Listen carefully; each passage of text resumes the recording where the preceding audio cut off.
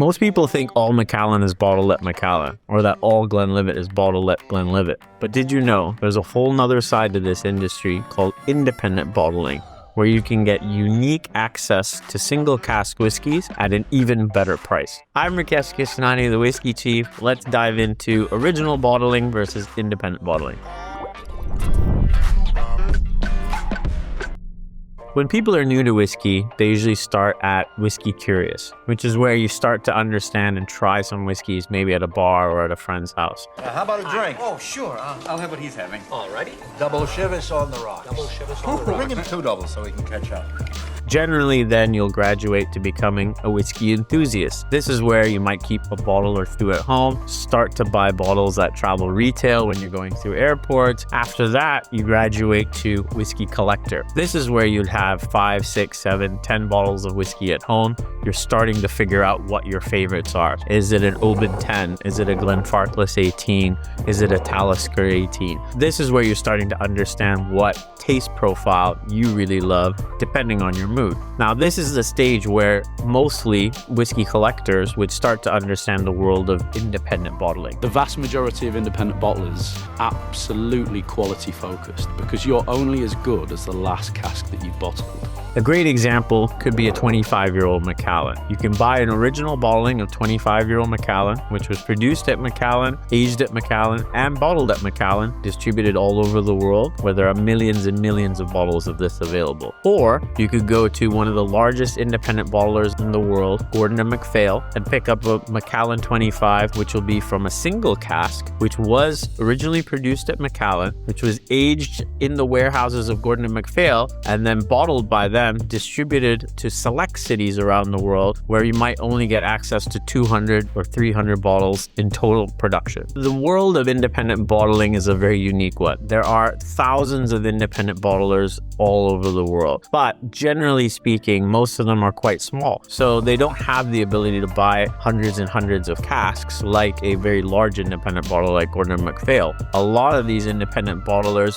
bottle right as when they buy the cask. So if you're an independent bottler, generally speaking, you're bottling every time you buy a cask. So being able to go up to an Edrington or a Diageo and buy a single cask just doesn't work. So most independent bottlers who are small to medium sized end up buying on the secondary market from whiskey traders or from other brokers. The beauty of independent bottling is it's your brand, the whiskey stays the same, and the consumers get access to something unique at a lower price point. Independent bottlers give you the opportunity to see all the other stuff, to see all of the mistakes.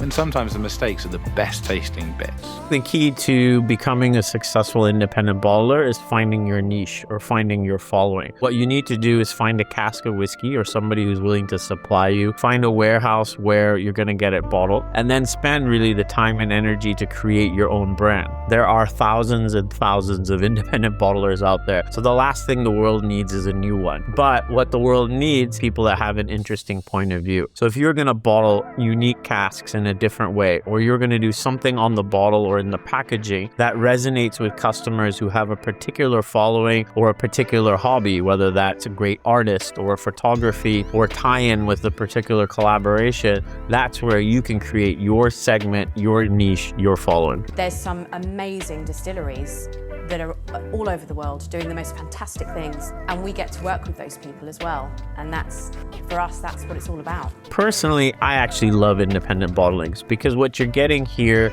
is a single cask bottling. So if you can imagine Macallan 18, this is what's called a vatting, and this is thousands and thousands of casks all vatted together to create that consistent Macallan 18, which is the same if you buy it in Hong Kong or in New York. If you're getting an independent bottling, you're getting generally between only 200 or 300 bottles because it's a single cask. 2, it's at cask strength. So most independent bottlers bottle at cask strength, which is where you can add the water to determine how strong you want out the whiskey. And 3, because it's a single cask, you're getting that very, very unique flavor that truly is a one-of-one experience. Go for the companies that have been around and doing this a long time. Gordon & MacPhail, one of my favorites. I've never drank a Gordon & MacPhail bottle that I was personally disappointed with. These guys have been doing it for 4 generations and understand how to pick a cask and when to bottle. Another great one, Compass Box, been around for 26 years, do very unique, interesting bottlings with great cartoons and characters and an interesting design and art, which really gives you a unique experience into their view on whiskey. Original bottlings are by far the vast majority of the market, and that's what you're going to get access to when you go through an airport or go to a bar. Scotch drinker? That's my kind of guy. Gentlemen.